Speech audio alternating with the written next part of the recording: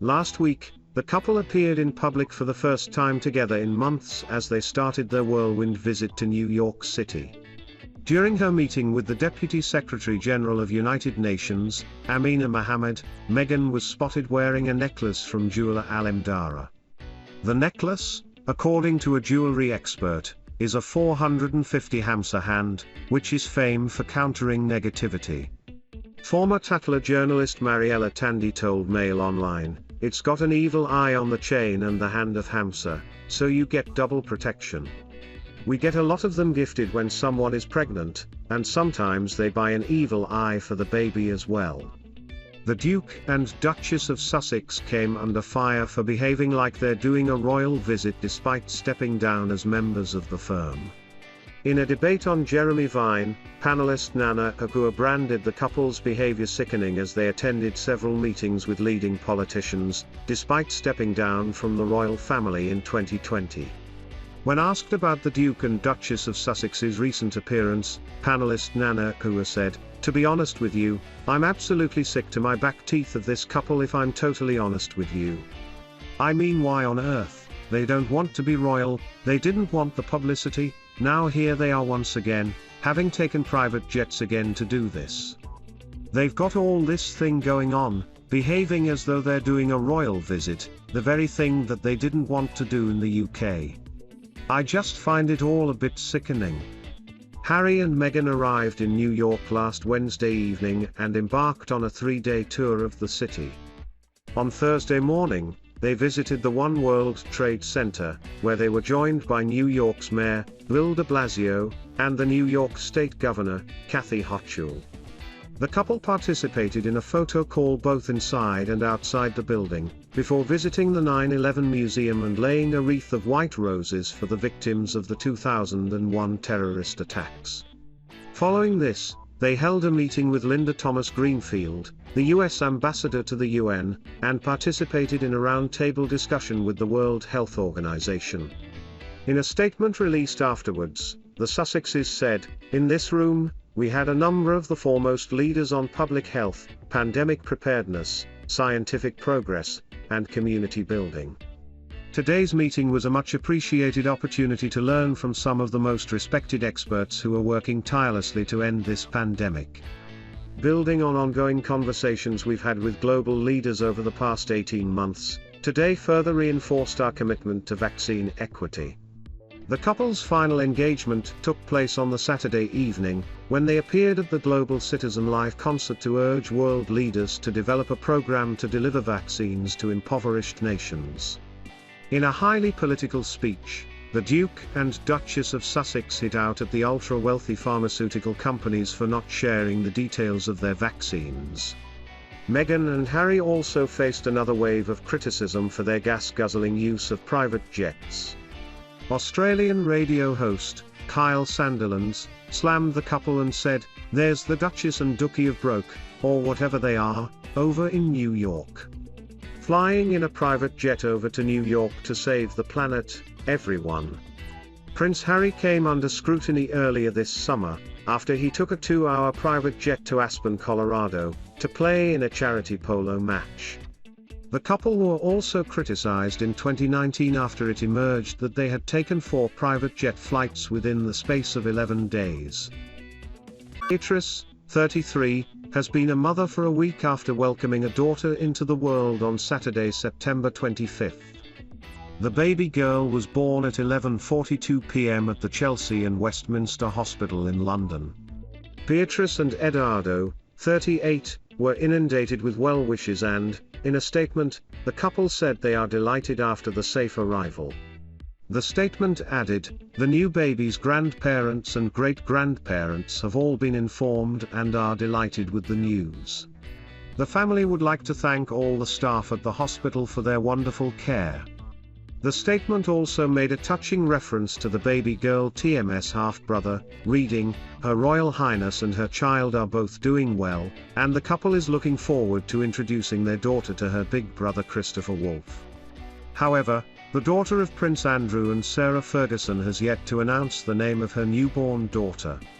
There are many strong contenders among bookmakers, but the little girl TMS name could be held back for longer in line with royal tradition. Back in 1948, Queen Elizabeth II waited around a month before telling the world the name of Prince Charles. With the Cambridge children, Prince George, Princess Charlotte and the Sussex baby Archie Harrison Mountbatten-Windsor, the public had to wait 2 days before finding their respective names. Prince Louis' trademark name was not announced until 4 days after his birth. Prince Andrew and Sarah Ferguson announced Beatrice's name 2 weeks after her arrival. This was as her first choice of name, Annabelle, had reportedly been deemed too yuppie by the Queen. Beatrice's sister, Princess Eugenie, waited 11 days before announcing the name of her son, August, born in February 2021. Beatrice's mother, Sarah Ferguson, has already met the new royal baby and is smitten with her granddaughter. A friend of Sarah's told the Daily Mail, "She's got a hint of red. And a hint of gold. She's perfect and Sarah is absolutely smitten.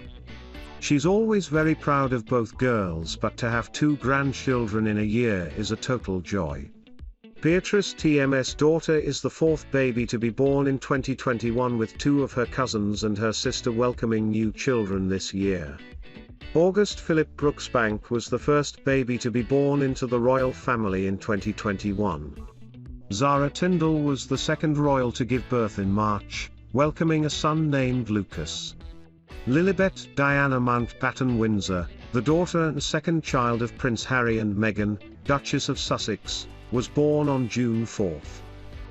33-year-old and husband Edo Mopelli-Motsi welcomed their first child together earlier this month, with a young girl becoming the latest royal baby in the firm. The announcement was made by Buckingham Palace, who said the child was born on September 18, with both mother and parents safe. It noted the baby weighed 6 pounds 2 ounces and was born at the Chelsea and Westminster Hospital. The newest Windsor means that Princess Beatrice's grandmother, the Queen, now has 12 great-grandchildren, and that the baby is 11th in line to the throne. Delivering her own update on social media, Beatrice added, "So delighted to share the news of the safe arrival of our daughter on Saturday 18th of September 2021, at 23.42, at the Chelsea and Westminster Hospital, London. Thank you to the midwife team and everyone at the hospital for their wonderful care." It means Beatrice, and her sister Princess Eugenie, both gave birth to girls in 2021, alongside other royal babies born into the family by Zara Tindall and Meghan Markle. And while Beatrice is enjoying a huge surge of support, in what has been a life-changing 18 months for the royal who married Edo last year, she once spoke of her struggles in balancing her private and public life. She also discussed how it had affected Eugenie. Beatrice said, "It's hard to navigate situations like these because there is no precedent, there is no protocol. We are the first, we are young women trying to build careers and have personal lives, and we also princesses and doing all of this in the public eye." Eugenie also said that the sisters found coping with the intense media spotlight challenging. They had their fair share of terrible media interest, and it makes us stronger. We believe very strongly in who we are, and the support system of our friends and our family is pretty incredible. There's no point being angry with anyone for beating us up, we just need to shine light and love in the world. Yet throughout their struggles, both Eugenie and Beatrice have remained rocks for one another, perhaps most strikingly shown by their decision to choose one another as their maid of honor. Eugenie added, "There was a horrible article that had been written about Beatrice and she got really upset. We were just about to step out and she had a bit of a wobble and cried. I was looking after her. And then about an hour later, I had a wobble and started crying and B was there for me." Around 3 years ago, Beatrice and Eugenie delivered a joint speech on stage at We Day Festival to highlight bullying. Beatrice said, "There will be too many moments on this stage today where you will hear stories of bullying. I don't believe that there are many things in life that can make you feel more vulnerable, more helpless, more alone, than being bullied. It comes in many forms. We TMV all suffered our fair share along the way. Growing up in the public means every embarrassing, slightly awkward growth spurt, or hilarious fashion moment, is published around the world. Together we have laughed, together we have cried. Ultimately though, together we fueled each other TMSs of humor. When stones are being thrown, we reassure each other that people don't TMT often understand how hurtful they can be.